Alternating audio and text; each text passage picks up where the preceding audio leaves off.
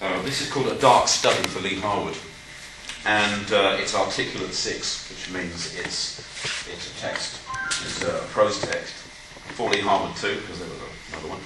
He studied too, because there was a study 1 which was for Roy Fisher. But this is for Lee Harwood, and it's a prose piece I wrote for his 60th birthday, and there's a book that we put together. It's one part of the display, really, because it was Tricia and I who did that. And also, but it was also my first writing about Sudley House. Some of you saw a sort of performance thing I did there. I led people around different rooms. And actually, when I'd written that, I'd half forgotten that I'd written another text before that about Sudley House, or rather, about a rather extraordinary painting there by Henry Stacey Marks called A Treatise on Parrots, which has, I think, a rather misleading note next to it now, where it sees it as a sort of jocular painting, but I don't think it ever was intended to be. A Dark Study for Lee Harwood. Before work each morning, a walk round the lake to observe a hole in thin ice, a lone birdwatcher. He looks up from the desk, chatter. Nobody there.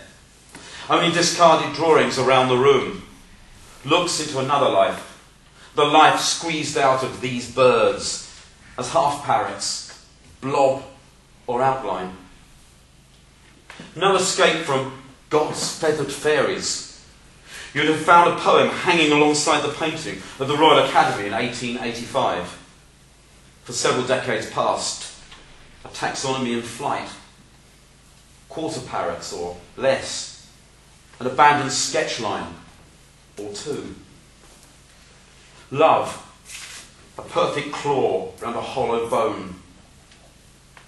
Dreams of shrieking rainbow birds, yet silent as butterflies, a soft breath of plumage, of dark ornithomanic rites, a ripped crop's message, the gizzard's bitter reply. In a house commanding a view of the Mersey, its last inhabitant, Emma, the maiden sign of a proud Liverpool, a family of Liverpool shipowners, the painting entombed.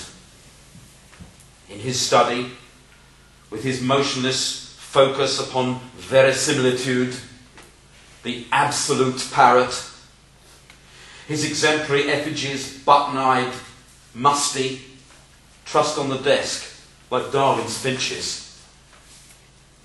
Nameless servants blur in bucolic photographs of the grounds of Sudley House, semi-visible labour stacking hay. In business, as in contemplation, there is always an elsewhere, and otherwise. He cannot now find the words to settle the whole enterprise beyond the title, recapitulation. Facts are quiet. They resonate.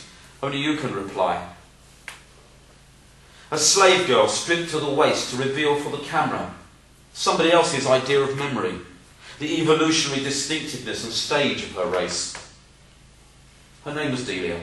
She was born in the Americas, although her father, also photographed, originated in the Congo. Appears to be crying, but has only perhaps moved her eyes in defiance of the command to sit still. My first sighting of a kakapo ground my theories to fine dust, sprinkled it across my pages. 6 precious days lost travelling to that killing. Everything she sees bequeathed you, one way or another. A Treatise on Parrots by Henry Stacey Marks. Oil on canvas, 42 5/8 by 30 1/8 inch. Bought by George Holt in 1886 for £525, no bill extant. Parrot coal chatters in the grate. An unseen hand silently rekindles, keeps it alight for days, without warmth. Somewhere within the dark study, the sound of what might be sobbing.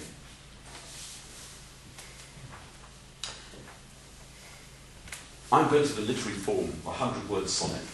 So I'm going to celebrate this fact by reading some of them.